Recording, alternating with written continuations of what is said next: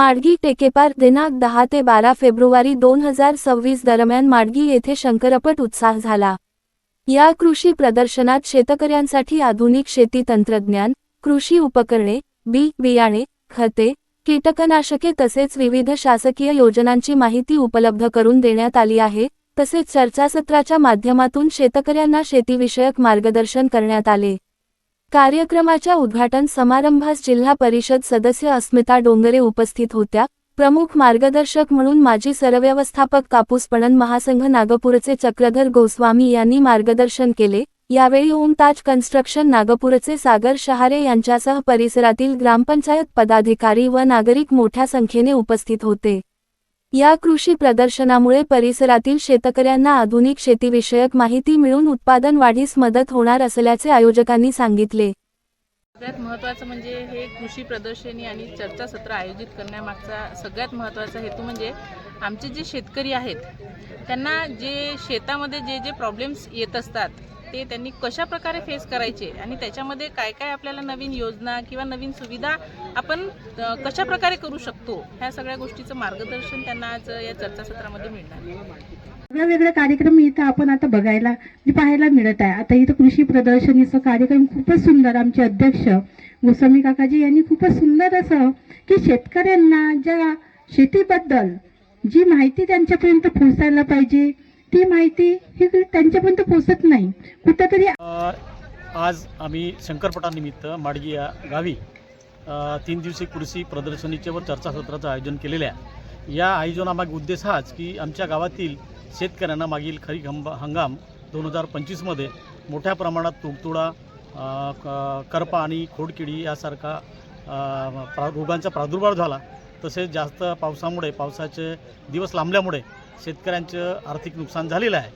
त्या नुकसानीसाठी तसेच शेतकऱ्यांना नवीन प्रकारच्या जातीचा नवीन वाणाचा धानाच्या जाती वाण, रोगराग शक्तीचे वाण, त्यानंतर नवीन वाणाची माहिती मिळण्याकरता तसेच रोग प्रतिकारक किडी या संदर्भात त्यांना काय फवारणी करावी, कोणतं मार्गदर्शन करावे या हेतूने आम्ही कृषी विभागातील कृषी अधिकाऱ्यांचा या ठिकाणी त्यांचे समन्वय साधून या ठिकाणी कृषी प्रदर्शनी आयोजित केलेली आहे। या कृषी प्रदर्शनी निमित्त या शेतकरी बांधव पटानिमित्त बहुसंख्य या आजूबाजूच्या परिसरातील येत असतात व त्यांना कृषीविषयक जे काही मोलाचं मार्गदर्शन आहे हे कृषी विभागातील अधिकाऱ्यांनी करावं व त्यांच्या समस्येचं निराकरण करावं हा यामागे उद्देश असून शेतकऱ्यांचं पुढील हंगामात येणारं हा रोग किडी किंवा नवीन वाण आहे या वाणाविषयी माहिती हवी हा या मुख्य प्रदर्शनीचा उद्देश आहे। या 3 दिवसीय कृषी प्रदर्शनी आयोजित केलेली आहे। या आयोजनामध्ये शेतकऱ्यांनी मोठ्या प्रमाणात सहभाग घेऊन याचा लाभ घ्यावा असे मी सर्व प्रमाण हे सुरू करते पीक आणि लगेच ते हिरवे होतात। तर ह्युमिक ॲसिड आणि सल्फर तसेच एखादी थोडा हलकासा बुरशीनाशक म्हणजे कसं असते की ज्या थंडीचे प्रमाण वाढलं की खाली जमिनीवर बुरशीचे प्रमाणसुद्धा तेवढेच वाढत असते म्हणून पिवळे पडतात पुढे। तर हे एक सगळ्या शेतकऱ्यांनी याकडे लक्ष द्यावे आणि आपल्या पिकाचे नियोजन अशा प्रकारे करावे जेणेकरून आपले परे लवकरात लवकर लावणी करता येतील। अन्यथा काय अन्यसरी आपली लागवड लेट होते म्हणून तसे एक प्रकारे नियोजन करावे। दुसरा प्रश्न होता की बाबा शेतीमध्ये आता तुडतुड्याचा प्रादुर्भाव हा म्हणून सांगितलं होतं की पट्टा पद्धतीचा अवलंब करा। शेतकऱ्यांना आम्ही सांगत असतो की बाबा धान लागवडी पट्टा पद्धतीने करा। प्रत्येक 10 लाईन गेल्यानंतर 1-1.5 फुटाचा पट्टा सोडा जेणेकरून काय होती त्या तिथलं वातावरण निर्मिती तयार होते आणि त्या ठिकाणी तुडतुड्याचा प्रादुर्भाव कमी होतो। कारण का आपण असे धान लावतो अस्ताव्यस्त रँडममध्ये तर ती जागा पूर्ण पॅक होते तिथे कुठल्याही प्रकार सूर्यकिरण पूर्ण ठिकाणी तयार होतो। म्हणून जर तुम्ही पट्टा पद्धतीचा अवलंब केल्या हमखास तुम्हाला तुडतुड्यावर नियंत्रण करता येईल। हा एक चांगली पद्धत आहे पट्टा पद्धत, छान त्याचे रिझल्टसुद्धा छान आहे। त्याचे शेतकऱ्यांना पटलेले आहेत महत्त्व परंतु त्या शेतकरी त्या काही वळत नाही। प्रश्न हा आहे अशा काही गोष्टी आहेत। आणि दुसरा एक प्रश्न होता की बा आपल्या तुमच्या माडगीचा तलाव आहे ते गाळ आहे तर शेतकऱ्याला सुद्धा आपण शासनाचा एक या धोरण आहे महत्त्वाकांक्षी की गाळमुक्त धरण गाळमुक्त तलाव आणि गाळयुक्त शिवार असं ते योजना आहे। तर त्या योजनेमध्ये शेतकरी लाभ घेऊ शकतात। जिल्हा परिषद मात्र किंवा पंचायत समितीमार्फत ती जिल्हा परिषद योजना आहे त्यामुळे तुम्हाला शेतकऱ्यांना त्याचा काही लाभ मिळेल। कार्टिंगचा वगैरे काही तिथपर्यंत कार्टिंगची व्यवस्था म्हणा काही खर्च काही प्रमाणात तुम्हाला त्याच्यात आहे सुविधा। तर हे शासनाचे धोरण आहे ठरवले आहे।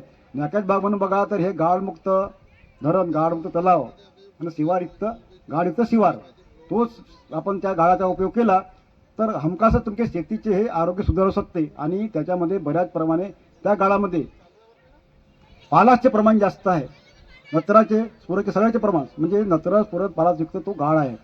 आणि त्याच्यामध्ये बऱ्याच तुमच्या मायक्रोन्यूट्रियन्स आणि इव्हन तुमच्यामध्ये जीवाणूची संख्या मोठ्या प्रमाणात असते. ते ज्यावेळेस शेतात टाकलं तर हमखास आपल्या शेतीचे आरोग्य सुधारू शकते आणि रासायनिक खतावर जो वाढता खर्च आहे तो हमखासच कमी होऊ शकते.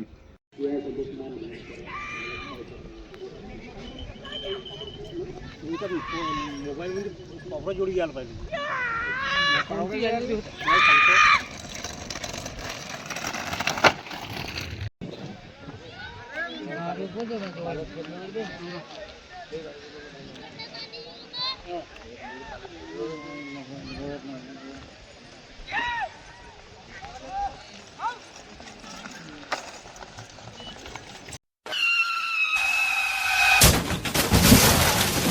आता गाडीवर मोबाईल नंबर नाही तर इमर्जन्सी QR कोड लावा, जे तुम्हाला अडचणीच्या वेळी मदत करेल.